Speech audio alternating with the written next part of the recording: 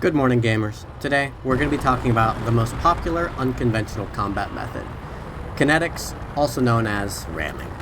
This ship's game meta is generally centered around turret DPS, turret layouts, and maneuverability, but I still think it's plenty interesting enough for me to talk about.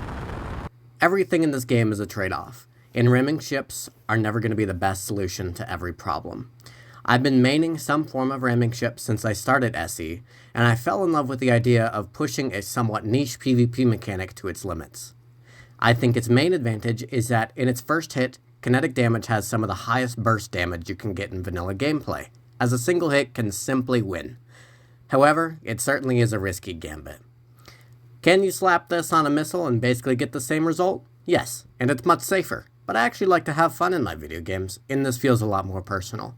It also allows for greater accuracy and more mass behind the hit. It allows for you to shoot front-facing weapons at point blank, which may allow for you to rip the target or yourself to shreds. There's a lot of different types of ramming plow with a lot of different trade-offs, along with a lot of negatives that can occur. Now, one of the largest drawbacks of kinetics is that it can sometimes have performance impacts. A lot of servers will suffer greatly, and in multiplayer, your mileage may vary. The first thing that most people's mind goes to when they imagine a ramming plow is the ram slug. It's very simple. It has a lot of weight behind it. It's great for front-running ships, bludgeons and pushes ships out of the way, and it has maximum durability. It's common for people to put decoys in this front ram to distract fire if they have supporting ships behind them to do the real DPS. However, slug as a ramming tactic is generally not the best in the modern day of space engineers. It doesn't do the most damage for the cost, and in my mind, that's one of the most important things. The wedge or axe ramming head. It's very fancy. It has medium weight. It's good for splitting lighter ships in half while keeping a disjointed hitbox so it doesn't take a lot of that damage. You're going to look sick as hell while plowing straight through a ship. However, this thing does have the drawback of if you ever end up in a direct hit with a ship, you get the chance of being stuck in the ship. And often with these wedge or axe designs, it's not a detachable ram, and it's very heavy. So you end up running into issues with that, and your enemy can simply rip you to shreds with its artillery. Another very common form of the ram is the ramrod. It's very simple. It has medium weight, can be used for small grid whacking. It's very fun to watch them pop like balloons. It's a very simple way to impale your target, and it's fairly durable. This is the first thing a lot of people build when they build a ram, often either using blast doors or heavy armor to simply pierce a target. If these are made detachable, then they are very good to put on existing ships that can support the extra weight, because it will always give you more options, and you can simply run at the target and then detach your ram, allowing for it to sort of soften your target before your turrets can do their job. Now, the shrapnel ram is my personal favorite. It can be fairly hard to print if you don't do it correctly, but they are generally some of the lightest weight ones you can achieve, and their goal is maximum damage for the minimum weight, so they can be put on fairly cheap vessels. Meanwhile, they have the power to paralyze massive targets. These things are made to kill dreadnoughts far larger than it. The main drawback is that they are not very durable. They can only really be used a few times before they have to be entirely replaced. One of my favorite forms of ramrod is a slashing weapon. Simple construction. It's very similar to a ramrod. It's very heavy. However, instead of piercing, it's more designed to split ships in half. And while this probably isn't the best way to do PvP, you will be the coolest goddamn player on the server if you walk up to the largest dreadnought and simply cut it in half with your overwhelming use of gyros. There are plenty of more meta rams that belong more in PvP servers.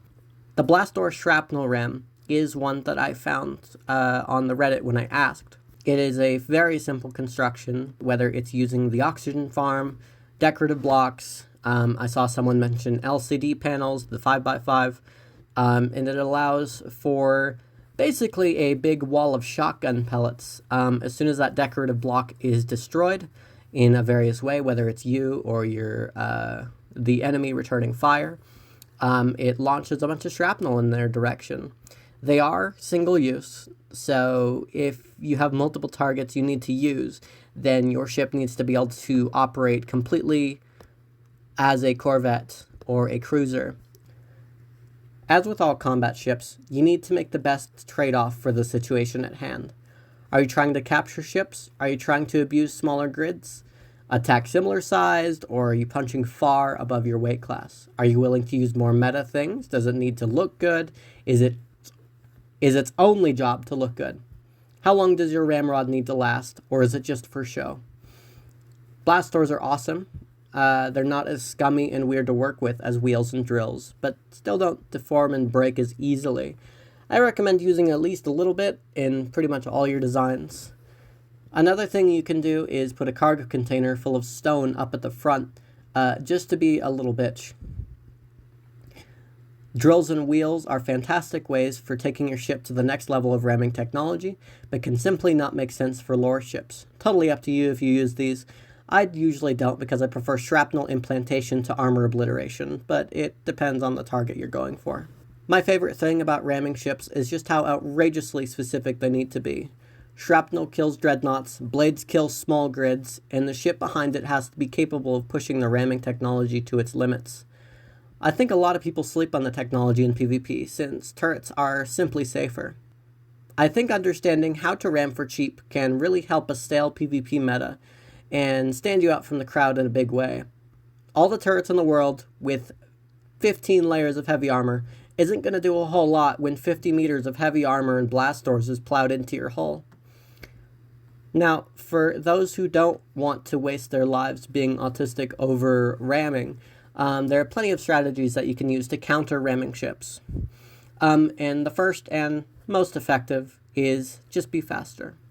Maneuverability is the name of the game in the meta, and if you just want to drag out the battle into a war of attrition, the average ramming ship suffers a lot.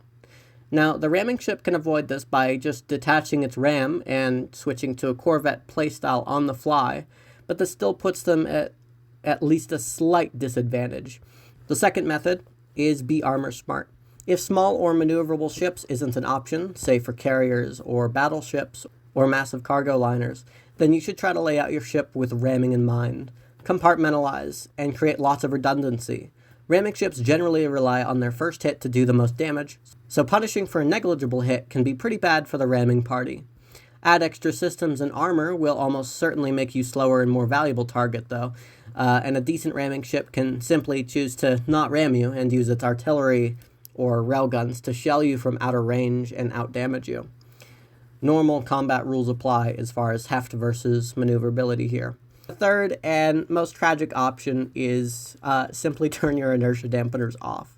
Tragically, the biggest enemy of a ramming ship is the speed limit, and the fact some of its kinetic energy is just turned into shoving you out of the way.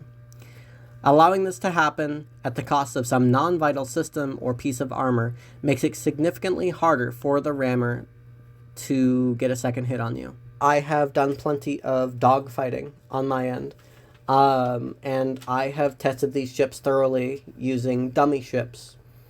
But at the end of the day, it's up to the skill of the rammer, and it's usually a lot easier to just throw turrets on there. And as I said at the beginning, missiles are a cheap way to get kinetics in while not risking your life.